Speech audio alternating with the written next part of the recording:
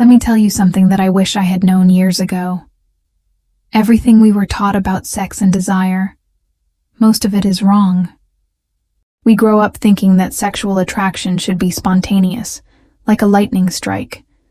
You should just see your partner, feel an overwhelming urge, and that passion should stay alive forever.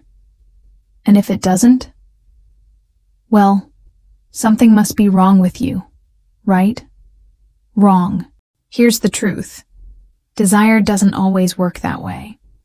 There are two types of sexual desire. The first is spontaneous desire. It's when you're just going about your day, and out of nowhere you think, wow, I really want to have sex right now. That's the Hollywood version, the one we see in movies and assume is the default. But there's another kind, responsive desire. This is when attraction and arousal emerge after you start engaging in something pleasurable. You don't necessarily feel desire up front, but as things progress, as you feel safe, comfortable, and connected, your body responds. This realization alone has changed countless lives. Many people think they have a desire problem, when in reality, they simply experience responsive desire instead of spontaneous. There's nothing wrong with them. Now, let's dive deeper into how sexual desire actually works in the brain. The science of desire, understanding your accelerator and brakes. Think of your brain like a car with two main systems, the accelerator and the brakes. The accelerator, sexual excitation system, notices everything that could be sexually arousing. Your partner's touch, a certain scent, a romantic atmosphere, a lingering glance. The brakes, sexual inhibition system, pick up on all the reasons not to be aroused: stress, insecurity, past trauma, exhaustion, a messy room, feeling disconnected. Here's the kicker. Most sexual struggles don't come from a broken accelerator. The problem is almost always too much braking. It's not that you don't feel attraction. It's that there are too many stressors blocking it. Story time, the night that changed everything. A close friend of mine once confided in me about her relationship. She loved her husband, but she hadn't felt any sexual desire in years. She started worrying. Maybe I've fallen out of love. Maybe I'm just not attracted to him anymore. Then, one evening, something shifted. They went on a weekend getaway. No kids, no responsibilities, no work stress. They laughed, talked, shared a bottle of wine, and suddenly, she wanted him again. It wasn't that she had lost attraction. It was that her brakes had been fully engaged for so long that she had forgotten what it felt like to have them off. Creating the right context for desire. Pleasure isn't just about what's happening. It's about how you feel when it's happening. A simple touch from your partner could feel incredible in one moment, but irritating in another, depending on the context.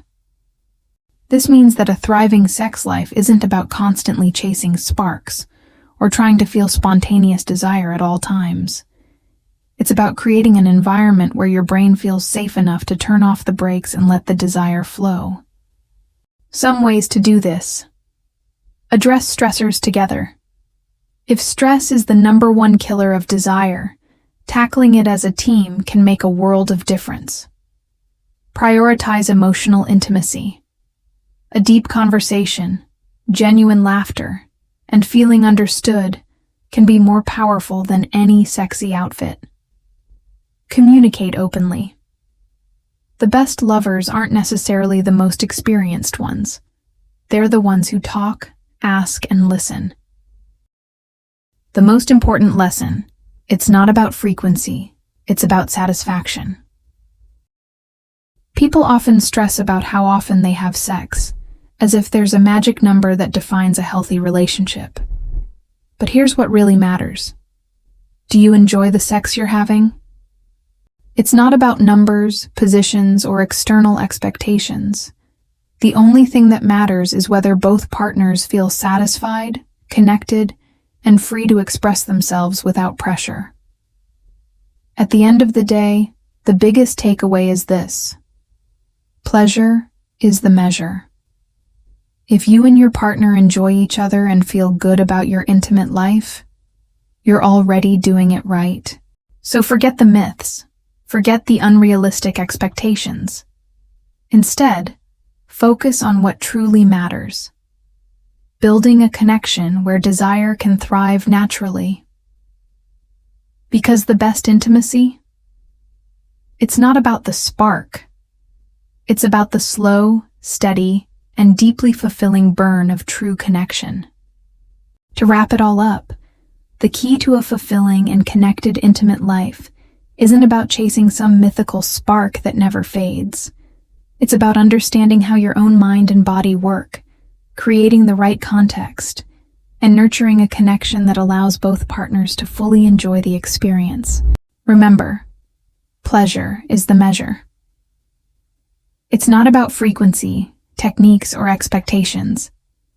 It's about whether you and your partner genuinely enjoy and feel good about your experiences together. When you shift your focus from pressure to pleasure, everything else naturally falls into place. If you found this video insightful, don't forget to like, share, and subscribe to our channel. Your support helps us bring more valuable content to you. And if you have any thoughts or experiences to share, drop them in the comments below. We'd love to hear from you. See you in the next video.